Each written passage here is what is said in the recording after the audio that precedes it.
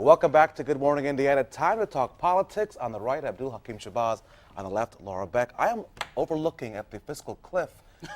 Maybe not. Are we going to cross that thing? You're such a comedian. You're so funny. It's morning. I know. Are we going to get a resolution here? We have a couple of days left, a couple of weeks left. Is something going to get done in Washington? I think more likely than not we will get some sort of deal. I mean, this is typical Washington, D.C. You know, one person makes an offer, people kind of hem and haw for a couple of days, and then make a counter offer and hem and haw for a couple of days. Basically, they're like high school students. They'll wait until the very last minute and then walk away with something. Laura?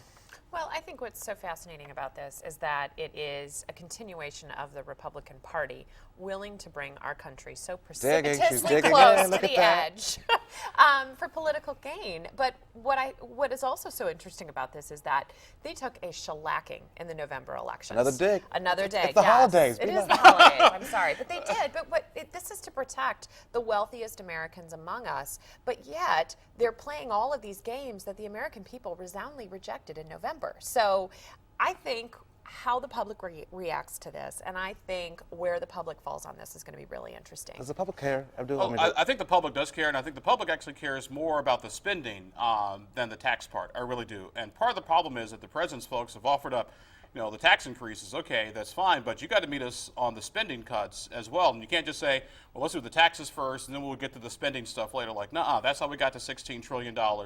In the first place. You know, the government takes the money up front, but then doesn't, for the most part, on spending. Last word. You get the last word. We need to play chess, not checkers. And these guys are playing checkers. Well, I hope you get each other a gift for holidays. I say chess and checkers would be a good gift, right? I'll take three-dimensional chess. They got to keep talking. They are the best in the business. Join them every week on Indianapolis This Week, right here, Sundays on RTV6. And, of course, we continue our conversation on the IndyChannel.com. Richard Lugar was honored by the president this week.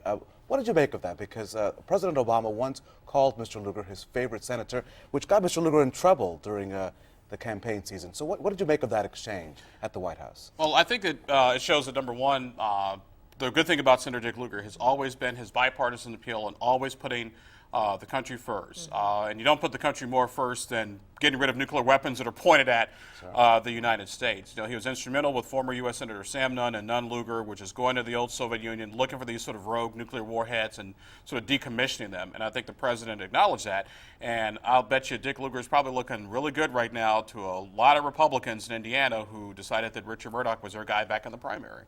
Yeah, bipartisanship is somewhat of a lost art, and the art of civility is also, we're losing that as well.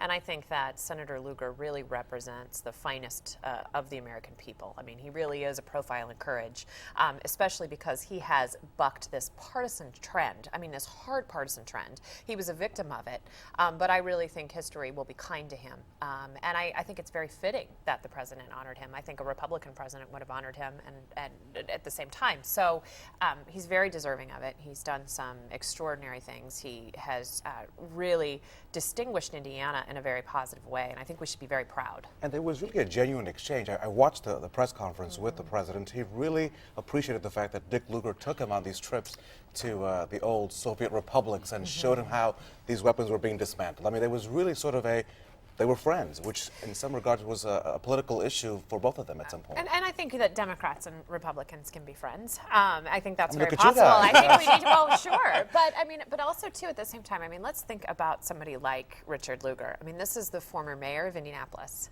who has distinguished himself in foreign policy in such a way that he is a mentor to a younger generation, including the current president of the United States. And I really think that speaks a lot to him of where he came from and where he has been and where he's going. I think we're going to hear a lot more from him. Yeah, and he's sort of the epitome of a statesman. You know, as Dick Lugar is always saying, it has always been, you know, granted he is a Republican, there's some things that, you know, all political parties, and you got to do that's politics, but he never put his country politics before his country, and that'll always be Dick Lugar's legacy. Always putting the country and people first, and being a Republican and politics second. We have only about 30 seconds left. Do you think there's a place for him in this administration? We know that Hillary Clinton plans to leave at some point as Secretary of State, but you have a gentleman, a statesman, that has so much stuff. He has so much knowledge. I shouldn't call it stuff, knowledge. Can he be used in this administration, or are we still too polarized that a Republican could not serve in a high-level position for a Democratic president?